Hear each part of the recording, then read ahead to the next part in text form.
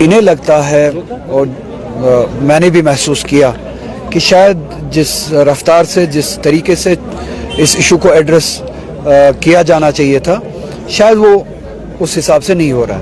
تو یہ کنسرن سنا جائے, اس کو ایڈریس کیا جائے. بالآخر یہ حکومت ہماری بنائی ہوئی ہے, اب امید ہے کہ یہاں سے سننا شروع ہوگا. اس کنسرن کو ایڈریس کیا جائے اور گورنمنٹ اس بات کو سنے اور ریزلٹ اورینٹڈ طریقے سے انگیج کرے. میں وہ بات فیسیلیٹیٹ کرنے کے لیے آیا تھا, وہ کوشش کرنے کے لیے آیا تھا. جب سے یہ مدعا اٹھا ہے ایک وقت جو ہے مقرر کیا گیا 22 دسمبر کا, اور آج احتجاجی ریلی آپ نے نکالی, پھر دھرنے پر پہنچے. اب یہ باتیں سامنے آ رہی ہیں کہ نہیں, کہیں نہ کہیں پارٹی کو توڑنے کی کوشش کی جا رہی ہے. اس پر کیا؟ جو نیشنل کانفرنس کو توڑنے کی کوشش کرے گا اس کو پولیٹیکلی میں خود توڑوں گا.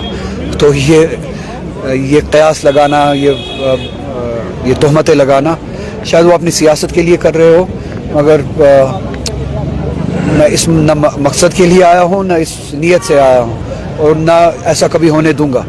نیشنل کانفرنس کو کوئی توڑنے کی کوشش کرے اس کو میرا مقابلہ کرنا ہوگا. ہاں, اسی وقت میں یہ بھی چاہوں گا کہ نیشنل کانفرنس لوگوں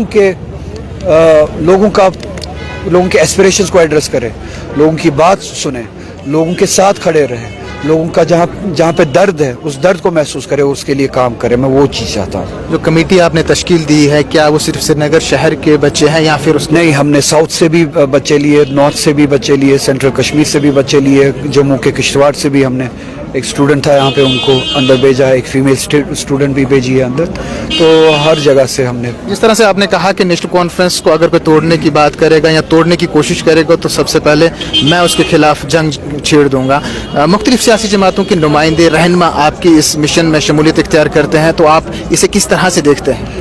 ایک جینوئن کاز کے لیے اگر کچھ سبجیکٹس ایسے ہوتے ہیں جہاں پہ پارٹی پالیٹکس سائڈ میں رکھنا ہوتا ہے اور ان سبجیکٹس کے لیے کلیکٹیولی کام کرنا ہوتا ہے.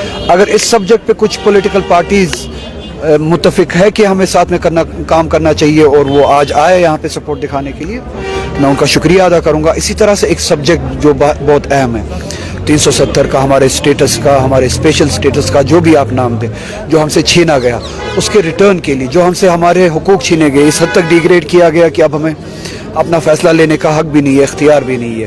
تو ان سب حقوق کی ریٹرن کے لیے, کانسٹیٹیوشنل گارنٹیز کے ریٹرن کے لیے, جو 2019 میں ہم سے چھینا گیا, اس سے پہلے ہم سے جو چھینا گیا, میں چاہتا ہوں کہ اسی طرح سے ہم اس سبجیکٹ پہ متفق ہو, پارٹی پالیٹکس کو سائڈ میں رکھے اور جینوئن ایک اسٹرگل شروع کرے اپنے اختیارات.